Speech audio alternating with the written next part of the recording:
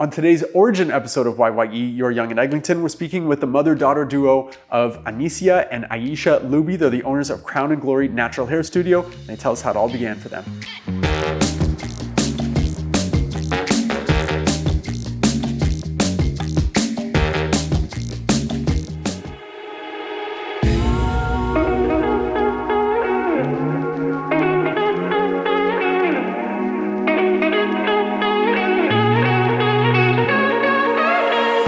So Aisha and Anicia, welcome back to YYE, and I like to do these kind of follow-up episodes to get an idea as to how this all started. So if you wouldn't mind, I know in the previous episode you mentioned 2.5 years, I think. It started as an idea, for sure. I was working at a salon. I've kind of hopped through different salons in Toronto, and I recognized that there really wasn't a salon that catered to hair like me. Like, if I needed my hair done, I couldn't go somewhere.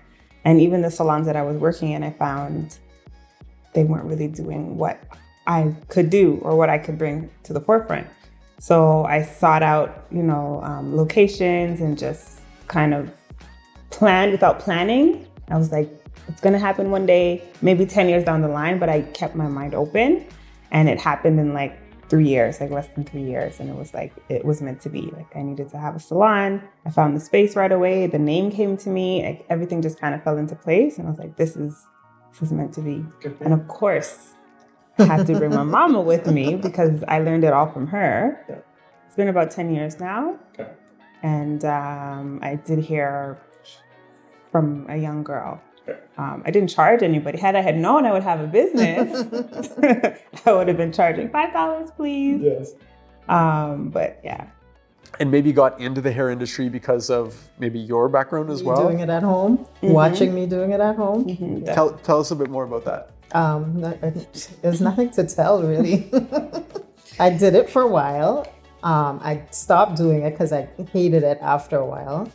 Can you do my hair? It's always like a last minute type of bookings. And I was at home with the young ones, and it wasn't like the most comfortable space. And so I hated it, just the whole setting of it. So I stopped. Okay. And then I actually got back into it because there was a salon that was looking for help, and I wasn't working at the time. So I said, okay, I'll give it a try, and did it, and then ended up branching off from there and going into other salons, and then going to hair school, and then starting here. Okay. Yeah. Okay. So following in mom's footsteps to a degree. Eh? 100%. Okay. It's all I saw growing up, right? Her doing my family's hair, friends' hair, and she always had such patience, and she was so neat. I was like, I could do that. Okay. I didn't think I was gonna be a hairstylist per se, but I wanted to have the skill that she had. Now I'm in a space that I can do it. It's a little bit different. I can interact with people better. It's more fun.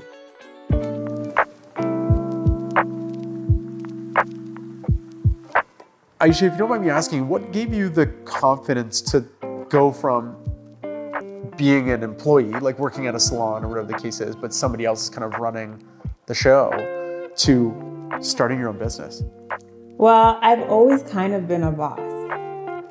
Okay. So when I was younger, I always was the one who would take charge. If we were put in a group in school, I'd be like, I'm the team leader. This is what you're doing. This is what you're doing. And so it kind of, it didn't require confidence. It was just natural for me.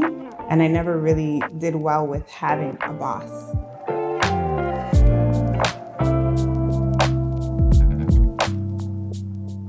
And being the oldest of four probably didn't have anything to do with that either, eh? Probably. Yeah. Probably. Okay. I feel like I have that same mentality though. Like, I feel like I can't be in a space where someone's like talking over me or talking down to me. So I think she's got that from me. Prefers to be in charge. In charge. Yes. Okay. Yeah. Nothing wrong with that. Good for you. Well, listen, thank you so much again for sharing all of that, and wish you and your business here at Crown and Glory all the best. Thank you. Thank you. Thank you for having us.